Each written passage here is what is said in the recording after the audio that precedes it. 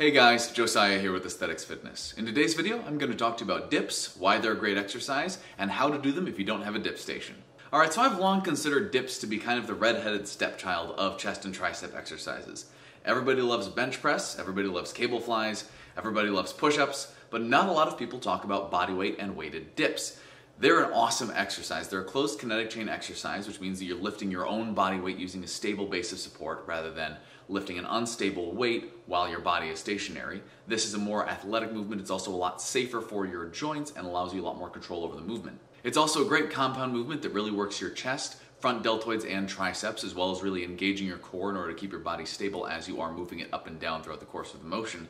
And best of all, it can be performed almost anywhere, even if you don't have a designated dip station to do it on. But before I get any farther into talking about how awesome dips are and how you should be doing them, remember to hit that subscribe button down below and click that little bell icon. That way every time I come out with a new video, you guys get notified and you're not missing out on any new awesome content. Also, it really helps me out if you click that little like button down below. Now with that out of the way, let's get started. So one more awesome element about dips is that they can be progressively overloaded, just like bench press and other muscle building movements. A lot of people, when they do dips, just start by doing body weight dips. They'll get up to 10, 15 reps for 3 sets, and then they'll kind of abandon it there. The fact is, you can put on what's called a dip belt or a weight belt, strap a weight plate or a dumbbell into that, and then progressively overload your dips with heavier and heavier weight, keeping yourself in that 6 to 10 rep muscle building rep range. And that allows you to really progressively overload the movement like you would another standard dumbbell or barbell movement, allowing you to really gain strength and build a lot of muscle in some key areas with this movement.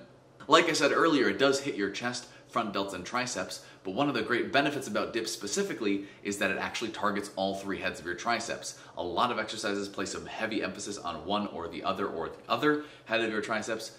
Dips hit them all, which is a great reason to be doing them. But if you're like me and have a primary gym that doesn't have a dip station, you might be wondering to yourself, well, am I out of luck then? Can I just not do this awesome exercise? Of course not. You can do it. And the way I generally do dips when I don't have access to a dip station is by utilizing the 2 treadmills that are always inevitably sitting right next to each other in the gym when you go there. So as you can see here, I'm just using the side arms of the treadmills to do dips on as a dip station. Now I'm not actually doing the dip on the treadmill because the arms are relatively far apart. But if you have a gym that has a bank of treadmills or multiple treadmills next to each other, usually that space between treadmills is going to be just the perfect size to use the opposing arms of the treadmills as a dip station. The other benefit to this is that treadmills are built to be very sturdy and support a full body weight of a person who can't run any further. Therefore, you're not risking breaking something or injuring yourself somehow while trying to just do your dips. So it's that simple. If you're not currently doing dips, now you don't have an excuse anymore, so you should start doing them. And if you are, try adding some weight to them and see how that works for you.